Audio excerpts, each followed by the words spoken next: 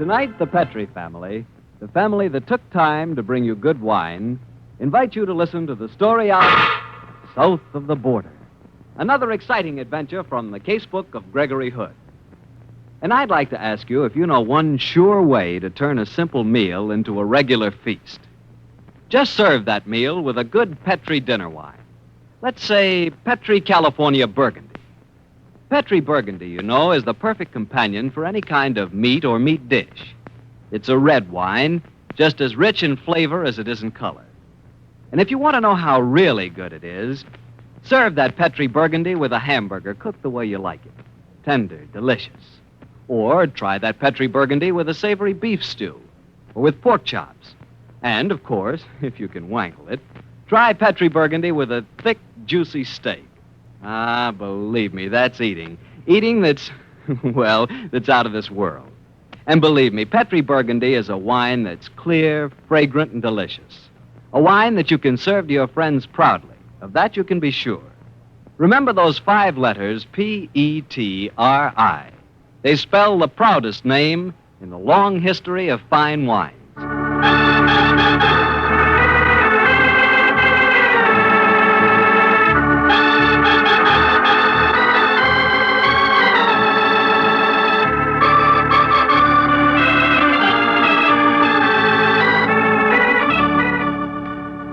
Well, it's Monday night in San Francisco, and we have a date with Gregory Hood and his friend Sanderson Taylor. Tonight's rendezvous is at Gregory's apartment, high on Nob Hill and overlooking the Golden Gate. Let's join him there, shall we? Harry Bartell, how are you? Evening, Sandy. Where's Gregory? Oh, can't you hear him? Oh. Hello, Harry. Evening, Greg. That sounds swell. It is nice, isn't it? Your latest composition? No, this isn't mine, Harry. I wish it were. This is one of Richard Gump's compositions. He calls it Un Cœur Brisé, a broken heart. Seems to me he's something of a rival of yours, Greg. He's a famous importer, and now it turns out he's an amateur composer of distinction, too. Yes, Harry, but don't imagine there's any rivalry between them. They're the best of friends. Oh, there's distinct rivalry between us on the golf course, Sandy. We played this afternoon. If I hadn't hooked my drive on the 13th, I swear I'd have beaten him. Oh, on the way home, he took me by his store and gave me a private showing of his wonderful collection of Steuben glass. It's a must on your list, Harry. I'll go there tomorrow. Now, Greg, how's about... Tonight's story? It's coming right up. There. You see, Dick Gump and I work very closely in the importing business. On this particular occasion, we crossed swords with a very slimy dealer by the name of Severin Stackpool. It was to forestall Stackpool that I decided recently to fly down to Mexico City. I'd heard that the Royal Jade Collection of Groznia was for sale, so I decided to be in at the bidding on the ground floor.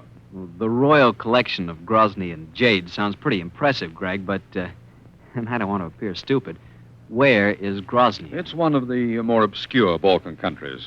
The royal family, complete with the priceless jade collection, which 4 generations of Groznian rulers had been assembling, left the country and came to Mexico City, but I'll come to that in a moment. As soon as I heard about the jade collection, I naturally got in touch with Dick Gump. As you know, he has one of the finest collections of jade in the world. But Dick was tied up, so he arranged to purchase the stuff jointly. Sandy and I lost no time in hopping the next plane south. When we landed in Mexico City, it was one of those cool, fresh days, bright sun, but no oppressive heat. A very smooth trip, Gregory. Very, very. You know, Sandy, I haven't been to Mexico City for a couple of years. It's good to be back. It's a great spot. Yes, I've always liked it. In a way, it isn't Mexican any more than San Francisco is purely American. It's a city for citizens of the world. And very attractive some of those citizens are, too. I wondered how long it'd be before you spotted that girl standing at the barrier. Hello, she's coming over to us. Добрый день, Grigorov. Принято min. I beg your pardon? So, you do not wish to speak Groznian before your American friend? Very well. You will come with me, no? You're right. I'm afraid the answer is no. She spoke in Groznian. Did she know we were coming about the jade? Well, I sent Count Pavlu a wire. He's the official guardian of the royal collection. Are you an emissary of his, young lady? I do not understand this talk of Count Pavlin and of jade. I only know that my orders are that you must come with me. Who gave you those orders? I cannot answer that question. Well, normally I'd be delighted to join you, but I'm here on urgent business. But if you'll give me your phone number, I'll call you when I'm in the clear. Do not make fun of me. I'm going to make you come with me. I don't see how, darling. We're two great big husky men, and you're just a wisp of a girl. Even if you're a judo expert, I think you'll find it's tough sledding. You will come with me, alone. I rather think I will at that. So long, Sandy. Wait, Gregory. What on earth? Hey, young lady, what are you up to? Don't yell, Sandy. She might conceivably lose control of the revolver that's fitted so snugly in my ribs. Goodbye, Sandy. But this is kidnapping in broad daylight. It's not possible.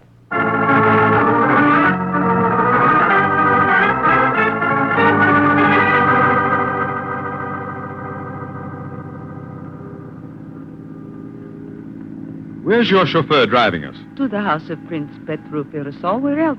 Who is he, and why are we going there? Oh, you know as well as I do. Was not this mainly your idea? Look, darling, you must have me mixed up with someone else. I've never heard of Prince Firosul. My name is Gregory Hood, and I'm an importer from San Francisco. You're still a playboy at heart, are you not, Grigorou? Sure, but I'm not your Grigorou. By the way, what's your name? You know it as well as your own. Yes, but as my name seems to be a matter for discussion, it would be simpler if you told me yours. My name is Marya. Marya Kress. And your nationality, Marya?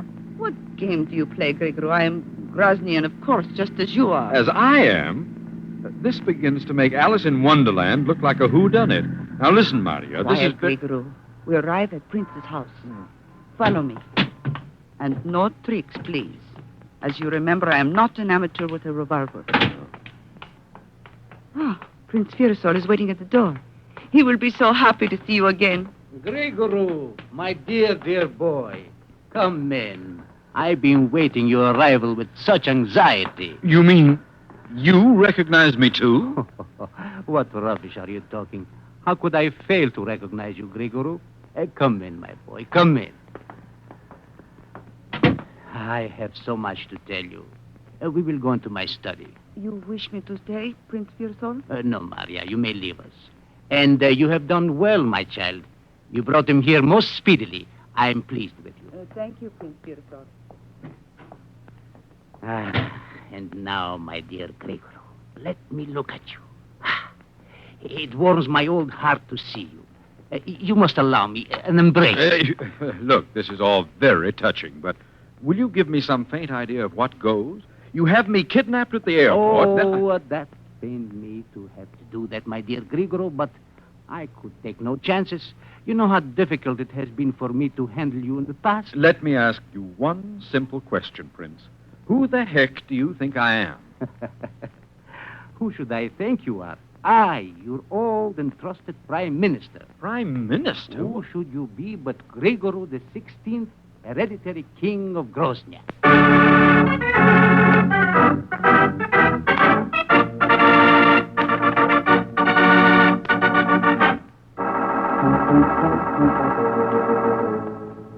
Lieutenant Valdez, how many times do I have to tell you my friend was kidnapped before my very eyes? But, Mr. Taylor, how can you expect me to take your story seriously? It's perfectly true. My dear Mr. Taylor, I am interested in matters of criminology. I know the activities of Mr. Gregory Hood. And I also have heard of his, shall I say, his extracurricular activities. What do you mean, Lieutenant? He is notorious lady killer, I understand. Well, what's that got to do with anything? A great deal, I am sure. You have told me he neglects his business to go off with a beautiful girl and then invents the absurdly thin story that he is being kidnapped. Should I concern myself or my men with your friend's love life? I insist that you try and locate him, Lieutenant. I'll appeal to the consulate. I doubt that Mr. Hood will thank you for your interference. Now, Mr. Taylor, I'm afraid I must say goodbye to you. I have serious work to attend to.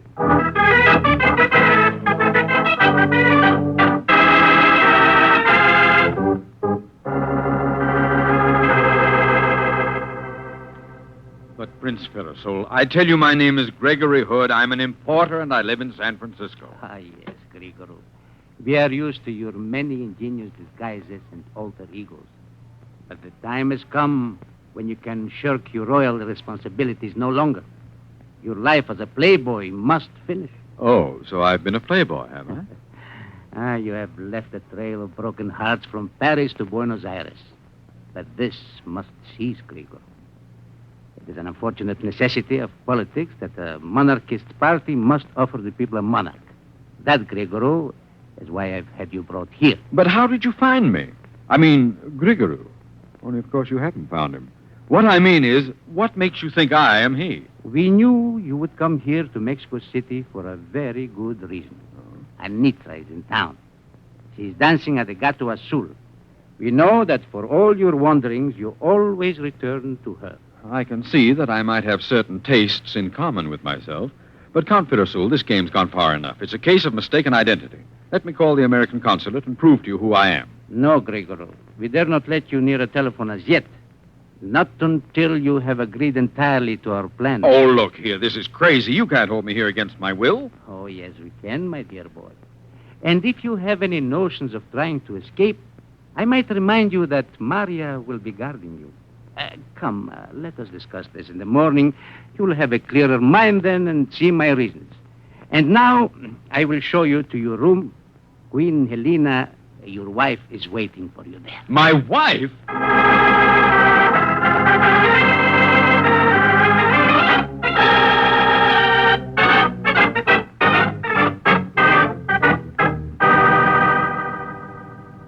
You are comfortable in our hotel, Mr. Taylor? Yes, thanks. As comfortable as a man can be when his best friends disappeared. Haven't been any messages, have there? No, Mr. Taylor. You have reported his disappearance to the police? Yes, and they won't take me seriously, nor will the consulate. Excuse me. Hotel Cerveceria, San Francisco. Mr. Gregory Hood? Just a moment, please. San Francisco is calling Mr. Hood. I'll take the call. You can take it in the booth over there, senor. Very well.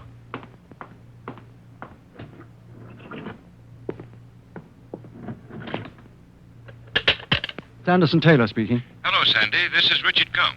Oh, hello, Dick. Is Greg there? Dick, he's been kidnapped by a girl. By a girl. Sandy, is that Mexican sun a little too hot for you? I'm not kidding, Dick. The girl had a revolver in his ribs. I've been going absolutely frantic. Neither the police nor the consulate will take me seriously. Well, look, Sandy, the vice consul is a friend of mine. I'll call him as soon as I hang up. But in the meanwhile, I've news for you. I just got a tip that Saverin Stackpool got wind that you and Greg left on that Groznian jade deal. He flew out in a chartered plane 4 hours ago. You must find Greg and tell him to close the deal as soon as it's humanly possible.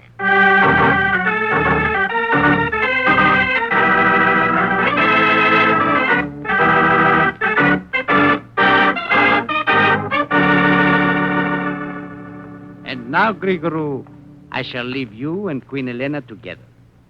Such a handsome couple. How splendid the pair of you would look standing on a balcony with your cheering people below you. Talk some sense into him, Yelena. Well, Gregory? Let's settle this down, charade, once and for all. You're supposed to be my wife. You should know whether I'm me or not. Oh, I do not know what you mean, Gregory. All I know is that you are my husband and that I love you very much. Heaven help me. Holy smoke, not you, too. Now, look, darling, what's the game? Knowing me as well as you must. As well as any stranger in your harem. Oh, do they have harems in Groznia? Oh, I have loved you, Gregory. Even though my father arranged our marriage purely as a political move. I shall probably always love you. And you will undoubtedly never be under the same roof with me, save when protocol demands it. I should hate you, Gregory. Yet in my heart I find nothing but love and pity for us both. And now, will you kiss me good night? Or is that asking too much? No, Yelena. I don't think that's asking too much. Good night. Must it be good night, Gregory? I'm afraid so, Yelena. I have a busy time ahead of me. Ah. Then au revoir, my love. Au revoir. This is becoming embarrassing. I've got to get out of here. What? Oh, the window's unlocked. Maybe I can... Oh. Hello, Marya. I was afraid you might be out there. There was a time when you were glad of my company, Gregory. I don't doubt it, Marya, but on those occasions, I imagine you didn't tote a shiny automatic. I also doubt whether you perched yourself outside my windows. Won't you come in? I'm sure it's getting chilly out there. I want to talk to you. Very well, but no tricks. Oh, what do you want from me? Complete honesty. Count Firosul and Queen Yelena went all emotional over me. You at least have played the thing straight. Yes, Gregory. I think I've played my cards well. Now, look, Marya. One thing we have to get straight right away. I'll swear on any convenient stack of Bibles that I am not King Grigory the 16th. Of course, I know that. At last, somebody's making sense. Oh, who should know better than I that you are not the king? Oh, I'm delighted, Marya. But what makes you so positive? For the most obvious reason. Did I not help you murder him?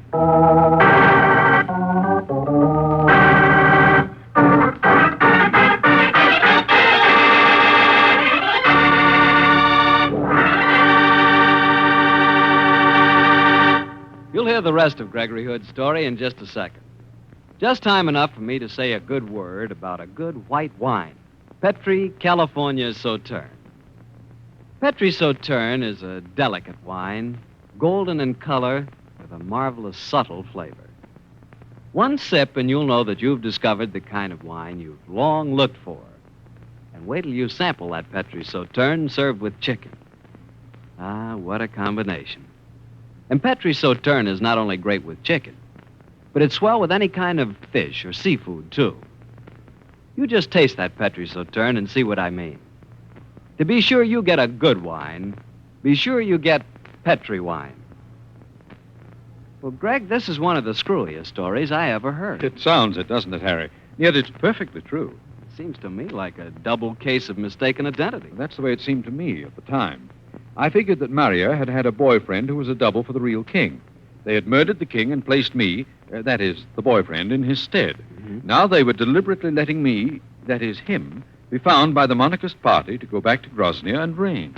As pretty a little mix-up as ever I heard.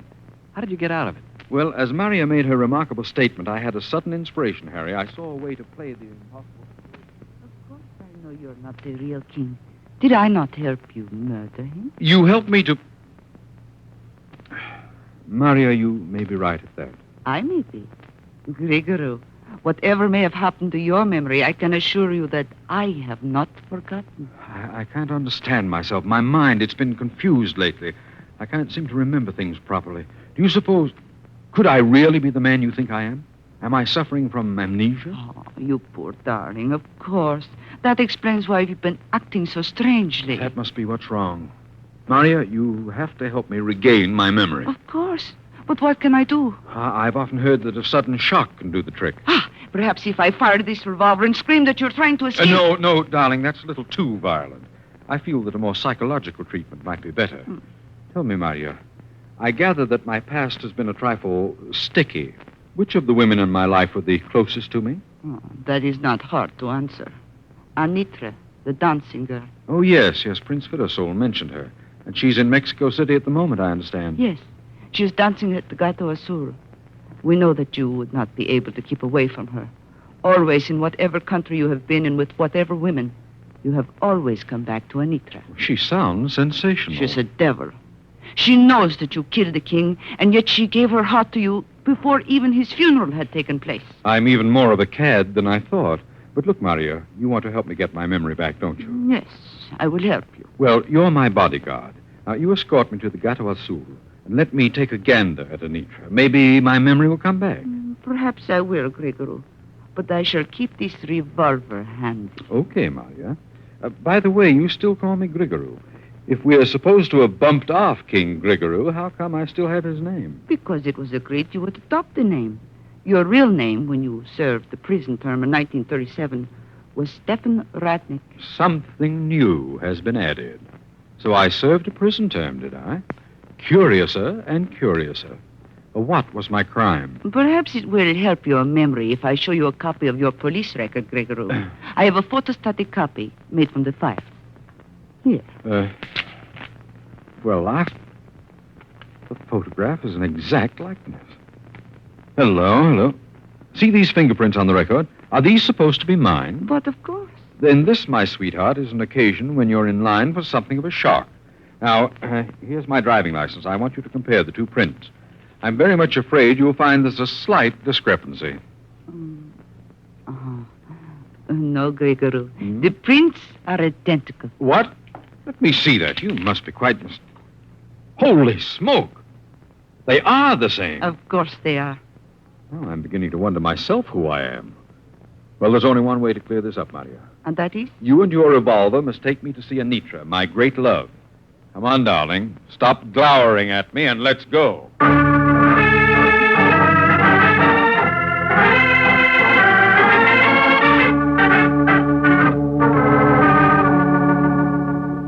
Lieutenant Valdez, this is the 4th time I've come to you tonight. And this time, Mr. Taylor, I must apologize. Perhaps I was unduly skeptical. The American consulate have officially asked us to conduct a search for your friend. Thank the Lord Dick Gump could pull some strings. Well, let's go. But where, my friend? I have no clues, but I can tell you one thing. If you were right in thinking that Mr. Hood was not being held captive, then I'd know where to look for him. Where, Mr. Taylor? In the spot that has the best food, the best wine, and the most attractive dancer in Mexico City. If you are correct as to your friend's tastes, I think we will find him. If not, we shall at least spend a pleasant evening for ourselves at the Gata Azul.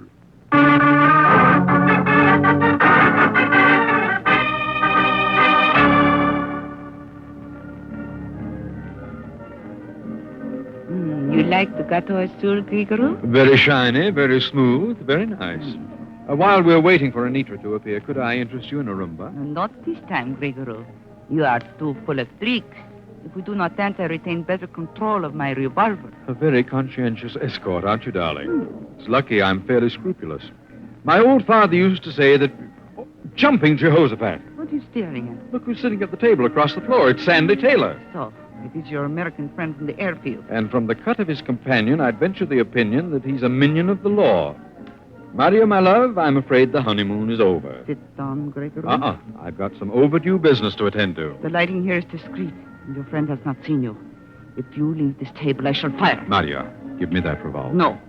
Sit down, Gregory. Give me that revolver, darling. Thank you. I'm a weak fool.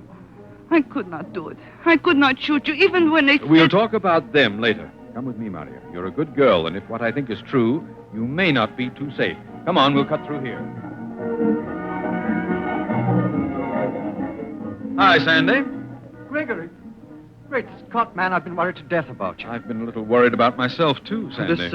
This is Lieutenant Valdez of the police. Mr. Hood, I'm proud to meet you. And I'm very relieved to meet you, Lieutenant. I need a little police protection. Please introduce me, Gregory. There's no time for that, darling. Right now, we're all going over to talk to Count Pavlou and see if we can buy some jade. Then we'll come back here and do a little celebrating.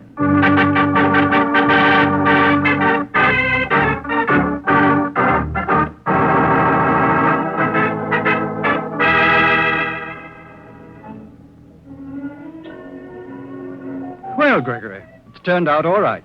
You closed the deal with Count Pavlou, and the jade is ours. Yes, but I only got it in the nick of time. You saw that large black limousine drive up to the Count's house as we left. That was Mr. Severin Stackpool. More champagne, Marya?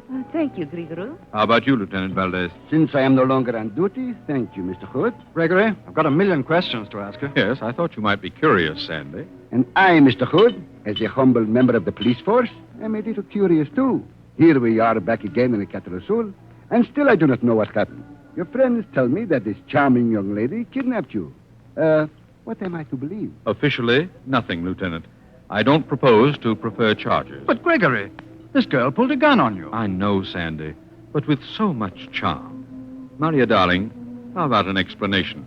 Oh, by the way, is your name really Marya? Oh, yes.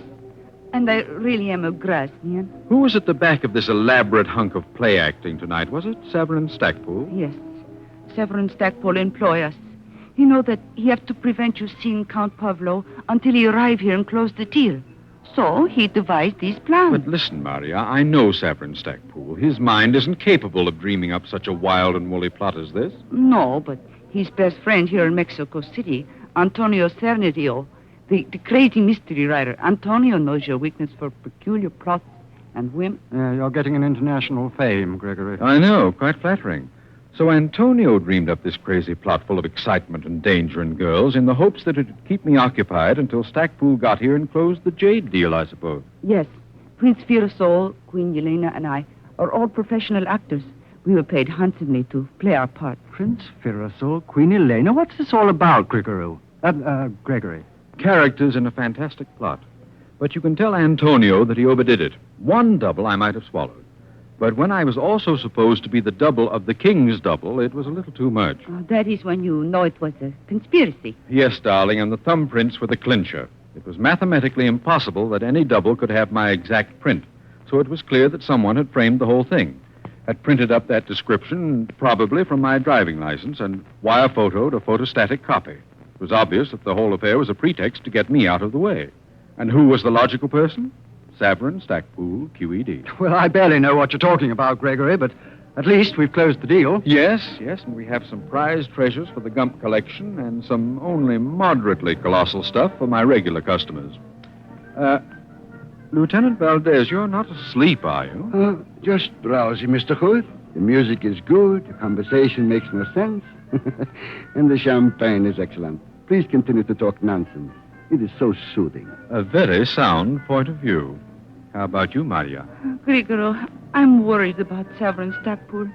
He's a dangerous man, and when he knows that I have failed him... Very true, Marya. He isn't going to like you a bit. I'm afraid I have a duty to you for the rest of my stay in Mexico City. A duty to me? What is it? From here in Marya, our roles are reversed. From now on, I am your bodyguard, day and night. Oh, Gregory.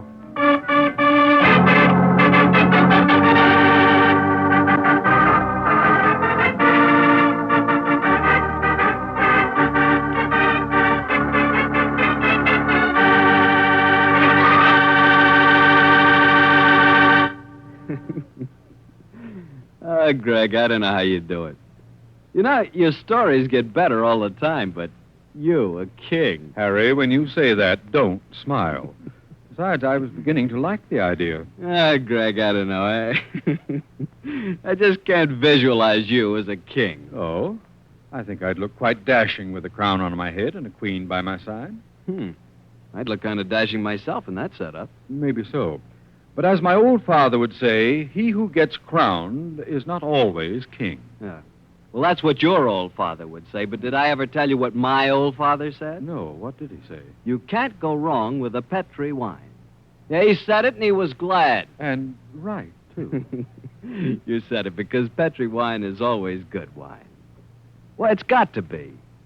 Look at the long years of skill and experience that go into its making. The Petri family has been making wine for generations. Winemaking is their heritage. A heritage handed on down from father to son, from father to son. So you can take it for granted that the Petri family really knows how to turn luscious, sun-ripened grapes into clear, fragrant, delicious wine. You can take it for granted, too, that the name Petri on a bottle of wine is more than a trademark. It's the assurance of the Petri family that every drop of wine in that bottle is good wine. You just can't go wrong with Petri wine because Petri took time to bring you good wine. Well, Greg, which story out of your casebook are you going to tell us next week? Next week, Harry, I'm going to tell you of a strange adventure that Sandy and I had last fall when we flew up to Yosemite on a fishing trip. It concerns some brook trout that I cooked under the starlight, an uninvited guest, and a sudden tragedy. See you next week, Harry.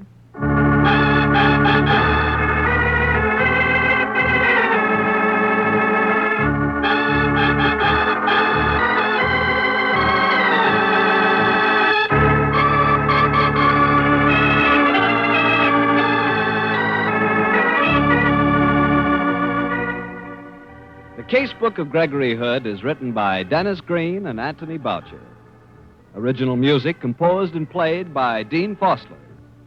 Gale Gordon plays the part of Gregory Hood, and Sanderson Taylor is played by Carl Harbert.